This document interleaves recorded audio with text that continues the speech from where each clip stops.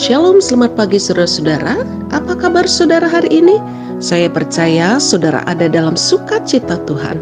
Pagi hari ini bersama saya, Pendeta Newayan Budi Kerti, marilah kita bersama-sama membaca dan merenungkan firman Tuhan sebelum kita beraktivitas hari ini. Mari kita berdoa. Bapa di sorga, di dalam nama Tuhan Yesus Kristus, di pagi yang indah ini kami menaikkan pujian, syukur dan hormat kami kepada Tuhan, karena Tuhan Yesus memberikan kepada kami kesempatan untuk hidup di hari ini dan menikmati karya Tuhan. Terima kasih Tuhan untuk kasih setia Tuhan yang tidak pernah berakhir di dalam kehidupan kami, tetapi selalu baru setiap pagi.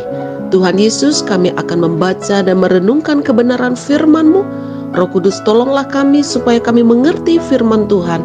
Berikan kepada kami kesetiaan untuk melakukan kebenaran-Mu.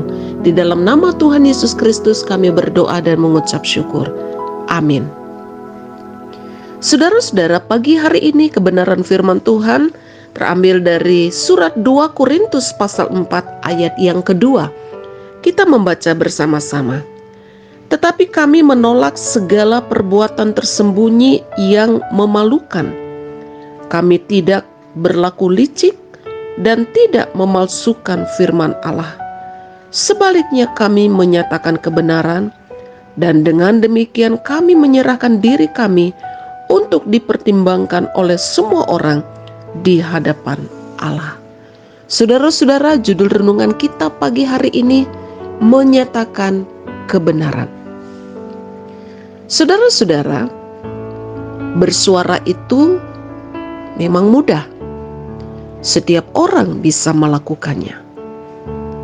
Tetapi untuk menyuarakan kebenaran, itu hal yang sangat sulit. Orang lebih mudah untuk memberikan pujian palsu dibandingkan dengan menyampaikan hal yang jujur dan apa adanya. Memberikan pujian bisa mendapatkan ganjaran yang baik. Sebaliknya, menyampaikan kebenaran bisa saja justru kita akan dibenci, bahkan juga akan ditolak. Saudara yang dikasihi oleh Tuhan, Yesus mengalami hal itu. Bisa saja Tuhan Yesus mengambil hati para ahli Taurat dan orang Farisi dengan kata-kata yang menyenangkan telinga mereka, supaya Tuhan bisa diterima di kelompok yang paling bergengsi dalam budaya Yahudi pada waktu itu. Tetapi saudara-saudara, apakah yang dilakukan oleh Tuhan Yesus? Tuhan Yesus ternyata justru memilih untuk menyuarakan kebenaran. Dan akibatnya saudara-saudara, Yesus dibenci oleh para ahli Taurat dan orang Farisi. Bahkan merekalah yang kemudian menjadi dalang atas disalibnya Tuhan Yesus.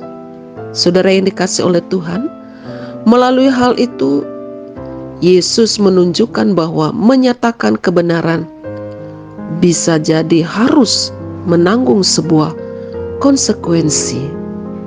Namun sebuah konsekuensi karena menyatakan kebenaran ternyata saudara-saudara jauh lebih baik dibandingkan dengan suatu penerimaan karena pujian yang palsu.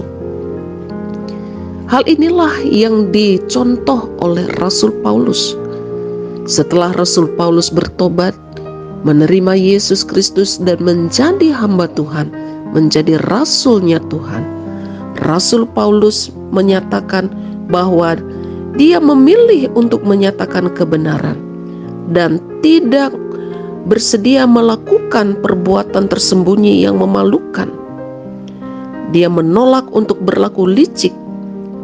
Dia menolak memalsukan firman Allah. Rasul Paulus memilih untuk menyuarakan dan menyatakan kebenaran.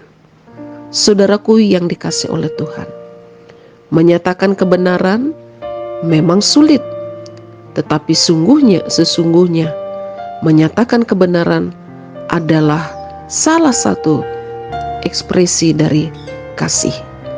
Jika kita mengasihi sesama kita, pasangan kita, teman sekerja kita, jika mereka melakukan kesalahan.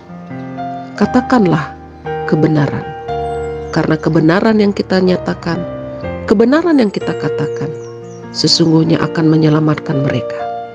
Dan jika ada orang yang menyatakan kebenaran, menyuarakan kebenaran kepada kita, janganlah kita membencinya, karena kebenaran itu akan menyelamatkan. Karena kebenaran itu adalah sesuatu yang harus dinyatakan dan harus kita terima di dalam kehidupan kita. Kebenaran adalah hal yang harus dilakukan jika kita mengatakan diri kita adalah anak-anak Tuhan. Jangan pernah berhenti untuk bersuara, menyuarakan kebenaran. Jangan pernah takut ditolak atau dibenci oleh orang karena kita menyuarakan kebenaran.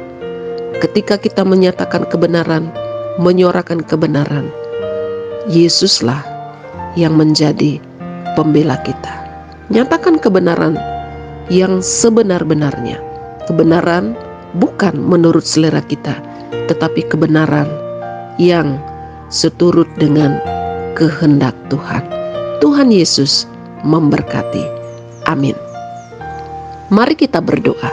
Terima kasih Tuhan, karena Tuhan telah berfirman kepada kami pagi hari ini.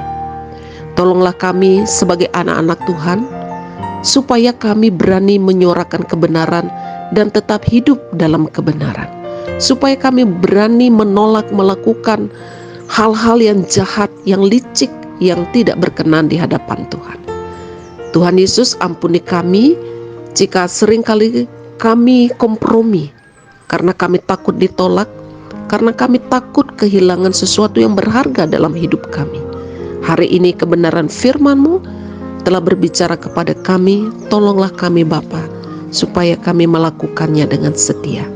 Pagi hari ini hamba berdoa menyerahkan seluruh kehidupan Jemaat GKO Solo Fide Sentani dan juga saudara-saudara kami yang sudah dengan setia ambil bagian dalam renungan setiap pagi. Kiranya Roh Tuhan akan menolong dan membimbing kehidupan kami hari ini, supaya kami jangan jatuh dalam dosa dan pencobaan. Berkatilah rumah tangga kami, kehidupan usaha dan pekerjaan serta pelayanan kami, kehidupan anak-anak kami, cucu-cucu kami, dan juga Tuhan akan menolong kami yang lemah, Tuhan kuatkan, yang sakit disembuhkan, yang sedang berbeban berat dimampukan untuk menanggung semuanya itu dan diberi kekuatan oleh Tuhan. Yang berulang tahun tambahkanlah dengan panjang umur, damai sejahtera dan sukacita. Terima kasih Tuhan Yesus, terpujilah nama-Mu. Kami mempersembahkan kehidupan kami ke dalam tangan Tuhan. Doa kami ini kami alaskan dalam nama Tuhan Yesus Kristus. Amin. Saudara-saudara, selamat beraktivitas, tetaplah semangat, percayalah Tuhan Yesus beserta dengan kita. Jika saudara diberkati oleh firman Tuhan ini, bagikanlah kepada keluarga, saudara, sahabat, dan juga teman. Tuhan Yesus memberkati.